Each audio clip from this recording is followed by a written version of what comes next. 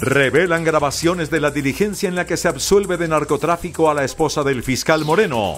Procuraduría pide cárcel para exsecretario de Seguridad de Antioquia, Gustavo Villegas.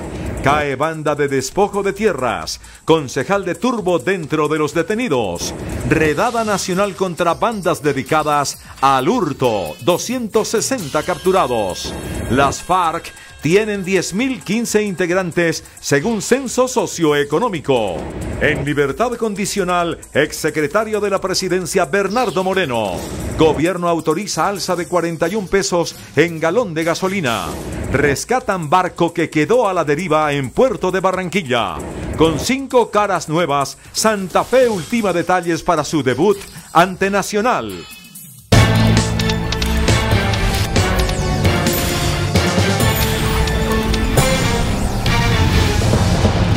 Buenas noches. CMI conoció las grabaciones de la audiencia en la que un juez absolvió del delito de tráfico, fabricación y porte de estupefacientes a Carolina Rico, esposa del detenido exfiscal anticorrupción Gustavo Moreno.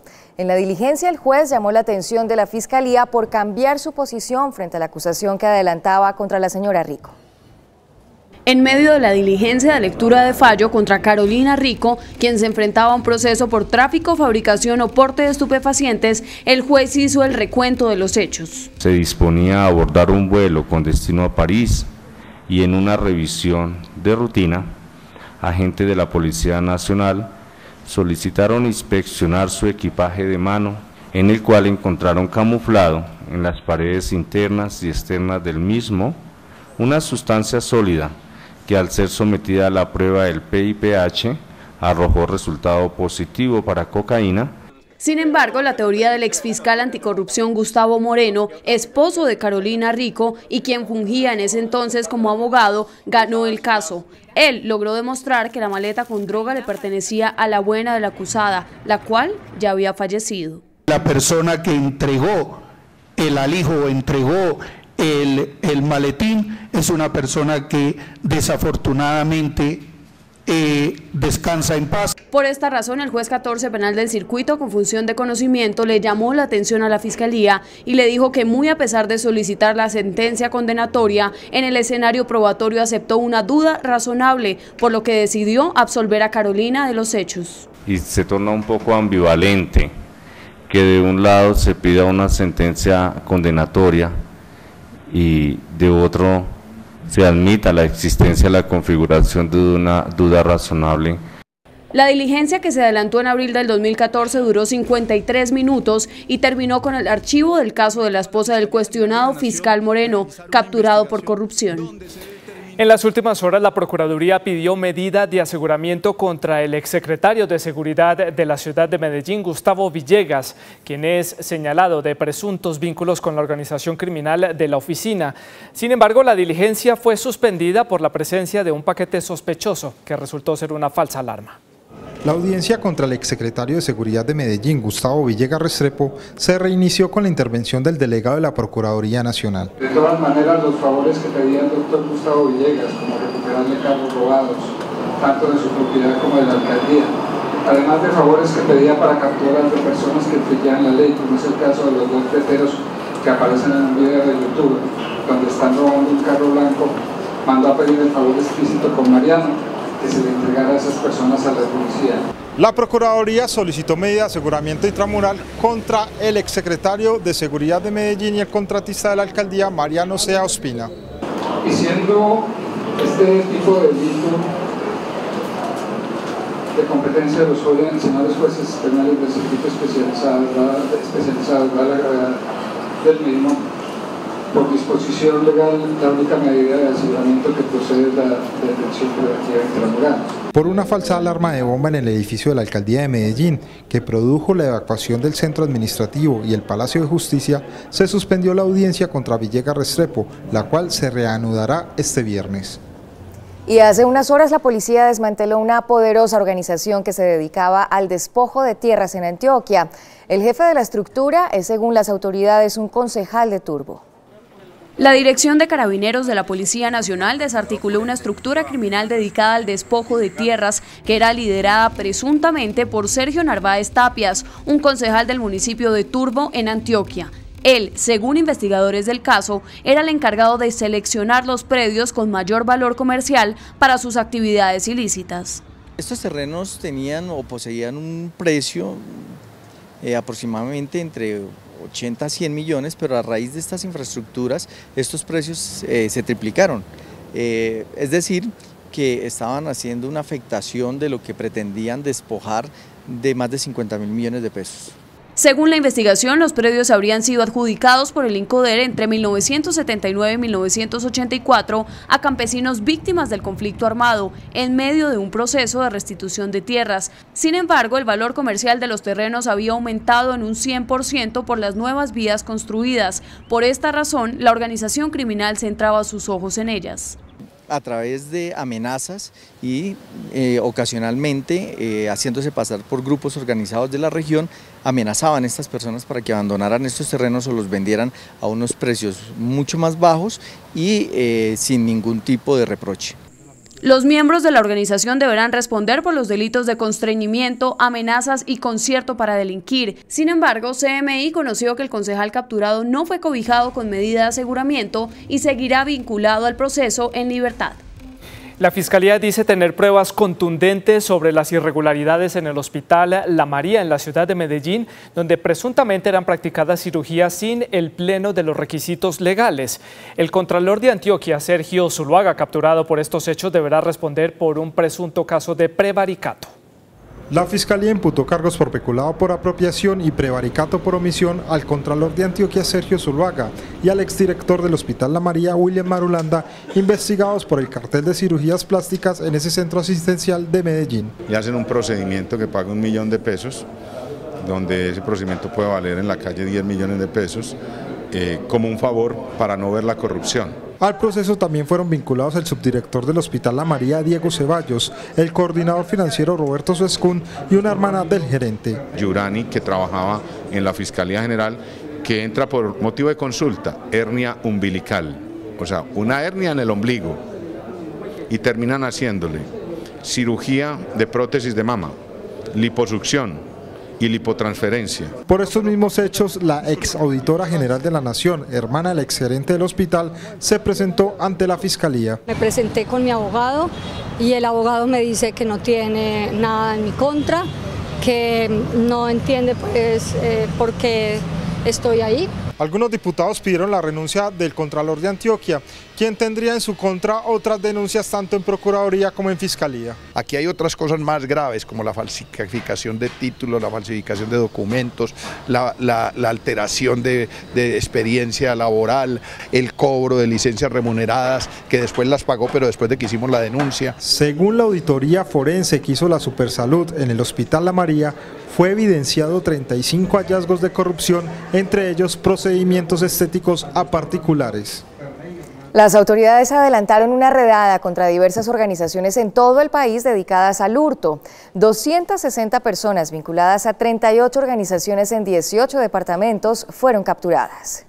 Los operativos fueron adelantados en Cundinamarca, Meta, Tolima, Nariño, Bolívar y Antioquia y 12 departamentos más donde las autoridades establecieron que estas bandas generaron millonarias pérdidas a los ciudadanos. Aproximado lo que dice el Centro de Análisis Criminal, de estos 726 hechos, aproximado el hurto podría alcanzar a los 24.000 millones de pesos, de acuerdo con el cálculo de los peritos que han estado en esta investigación de más de 6 meses. Según reportó la Fiscalía, en la operación fueron realizados 111 allanamientos que dejaron la recuperación de 417 automotores reportados como robados. En esta operación fueron incautadas 288 motocicletas hurtadas y 129 vehículos. Entonces, el llamado a la ciudadanía a que acuda a la Fiscalía y a la Policía para reconocer su vehículo y reconocer a los autores de estos hurtos para poder judicializar por el mayor número de delitos. En el operativo adelantado por la Fiscalía y la Policía, las autoridades iniciaron el proceso de extinción de dominio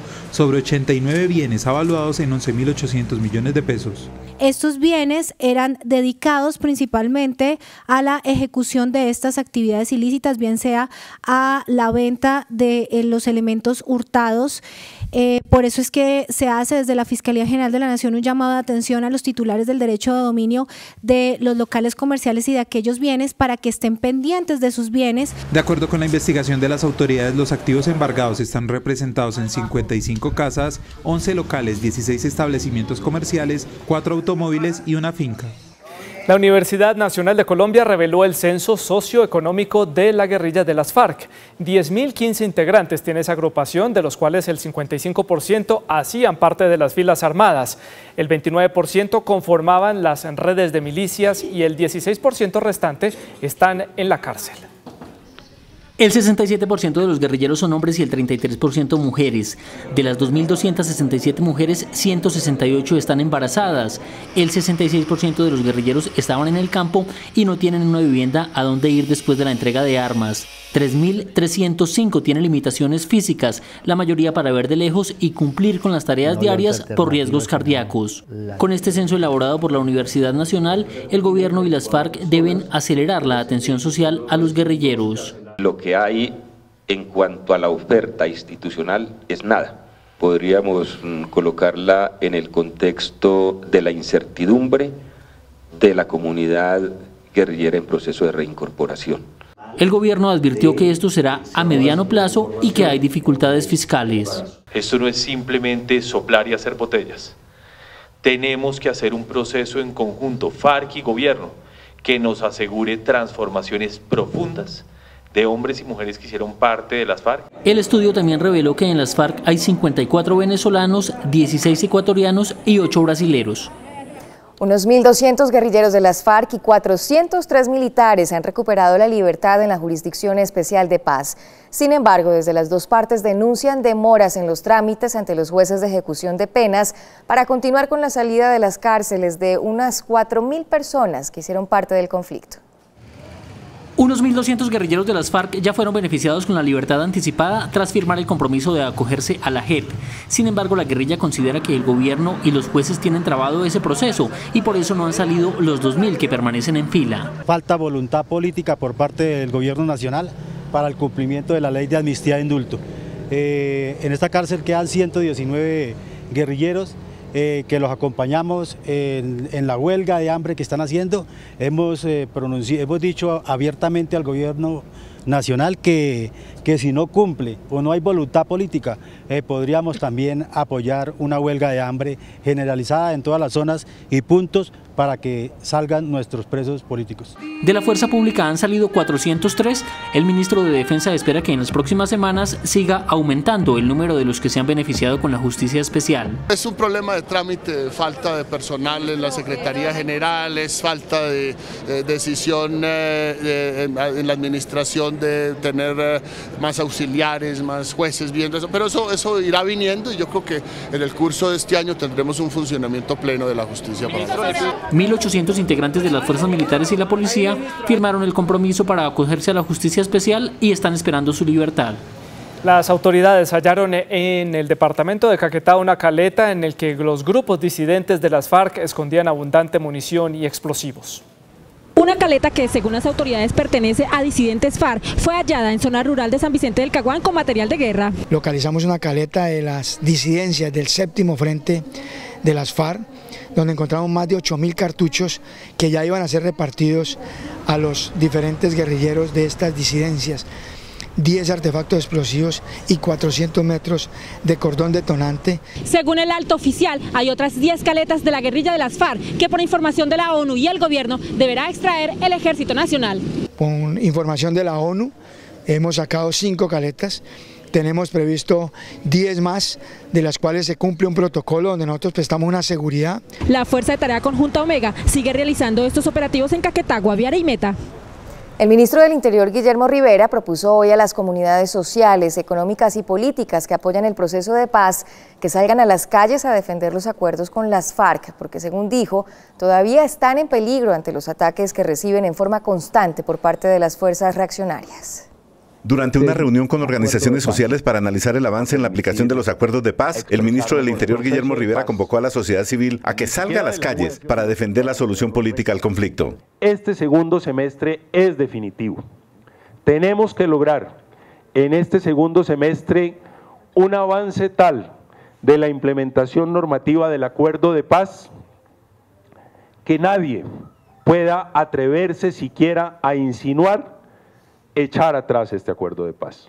El senador Iván Cepeda, del Polo Democrático, pidió al presidente Santos que recurra al estado de excepción si el Congreso le bloquea a partir del 20 de julio la legislación de paz. Es necesario que si el acuerdo de paz no puede ser implementado de manera adecuada en el Congreso de la República, si se siguen presentando problemas de seguridad en las zonas, si se sigue por el camino de no poder lograr la libertad de las personas que tienen que ser puestas en libertad, las organizaciones sociales le exijan al presidente de la República que asuma las decisiones a través del estado de excepción, si es necesario. El gobierno reconoce que la etapa preelectoral enrarece el clima para el desarrollo de los acuerdos, pero confía en seguir contando con las mayorías en el Congreso. Un juez de ejecución de penas concedió la libertad condicional al exsecretario de la Presidencia, Bernardo Moreno, quien fue condenado a 8 años por su presunta participación en la interceptación ilegal de comunicaciones a magistrados y a comunicadores. Fue el juez quinto de ejecución de penas de Bogotá quien le concedió la libertad condicional al exsecretario general de Presidencia, Bernardo Moreno, quien se encontraba en detención domiciliaria desde hace 2 años. Uno de los argumentos principales del juez para otorgar el beneficio fue considerar que cumple con el requisito de las 3/5 partes de la pena cumplida. Su defensa aseguró que otro argumento de peso fue el buen comportamiento de su cliente. La Corte lo puso como un ejemplo de respeto y acatamiento a la justicia y así también lo ha reiterado el juez al concederle, como era su derecho, la libertad condicional por el cumplimiento del 60% de la pena. Además, agregó que una de las condiciones para dejarlo en libertad fue que pagara una fianza de 2 salarios mínimos mensuales vigentes. Y a partir de mañana máximo, cumplido esto, podrá gozar plenamente de su libertad, estará sujeto a gozar de buena conducta, avisar periódicamente al despacho su residencia, informar cualquier cambio que se dé y hay un periodo de prueba de cerca de un poco más de 3 años que debe cumplir. Hay que recordar que Moreno fue condenado a 8 años de prisión en el 2015 junto a María del Pilar Hurtado por la Corte Suprema de Justicia por su participación en las interceptaciones ilegales del DAS a magistrados, políticos y periodistas, razón por la cual estuvo privado de la libertad en 2 oportunidades para un total de 3 años y medio. Además, logró redimir cerca de 12 meses de pena con trabajo y estudio. Entró a regir una sorpresiva alza de 41 pesos en el valor de galón de gasolina. La viceministra de Energía e Hidrocarburos, Ruti Paola Ortiz, reveló que el incremento obedece a un cambio en el valor del etanol. El incremento será de 41 pesos, es decir que el precio de referencia para el caso de Bogotá será de 8.559 pesos para el mes de julio del presente año. De esta manera el gobierno reversa la disminución decretada a comienzos de este mes de 46 pesos. El argumento de la decisión por parte del Ministerio de Minas y Energía es por el aumento en la mezcla de etanol, la cual subió de 6 a 8%. Los productores de etanol nos informaron este martes que su producción se había normalizado, por lo tanto, para cumplir las normas ambientales, el Ministerio volvió a normalizar la mezcla, que es del 8%, y con esto se dio el impacto en el porcentaje de etanol que hay en el combustible líquido. De acuerdo con la funcionaria, las tarifas vuelven a niveles de junio. La medida obedece a la norma ambiental que busca combustibles limpios. La mezcla lo que permite es que nuestros combustibles líquidos tengan menos afectación y menos impacto ambiental. Contribuimos con las mezclas a mejorar la calidad del aire, a reducir las emisiones de gases de efecto invernadero. Los distribuidores y estaciones de servicio mostraron su preocupación por el cambio de tarifas en corto tiempo. Además, piden explicaciones sobre el manejo del Fondo de Estabilización del Petróleo. Se supone que el Fondo de Estabilización se creó precisamente para esto, cuando estuviera el Producto Interno a mayor precio, poder tener el Fondo de Estabilización y tener un ajuste equitativo en los precios. ¿Qué mecanismos tienen los distribuidores minoristas para que no desaparezcan en caso de una lucha por el mercado de las grandes empresas? La medida no se aplicará en la costa caribe colombiana y en Antioquia. Las autoridades lograron controlar una emergencia provocada por un barco que permanecía anclado en el puerto de la ciudad de Barranquilla, que por unas circunstancias que todavía son motivo de investigación se soltó y quedó a la deriva. La embarcación, que estaba anclada en una de las concesiones portuarias del canal de acceso al puerto de Barranquilla, se soltó de los amarres y quedó a la deriva. La motonave alcanzó a desplazarse más de 800 metros río abajo hasta este lugar. A raíz de esta emergencia, la Capitanía de Puertos de Barranquilla restringió las maniobras de ingreso y salida por el canal de acceso al puerto. Por fortuna, a raíz de esta emergencia no se presentaron daños materiales. Con las maniobras de emergencia se logró detener a la embarcación y mantenerla en el canal navegable, evitando que colisionara con alguna instalación portuaria. La Capitanía de Puerto investiga la circunstancia por la que se presentó esta emergencia en el canal de acceso. Nos vamos, gracias por su compañía. A las 9:30 más CMI. A las 8:30 la información del mundo. Los esperamos, feliz noche.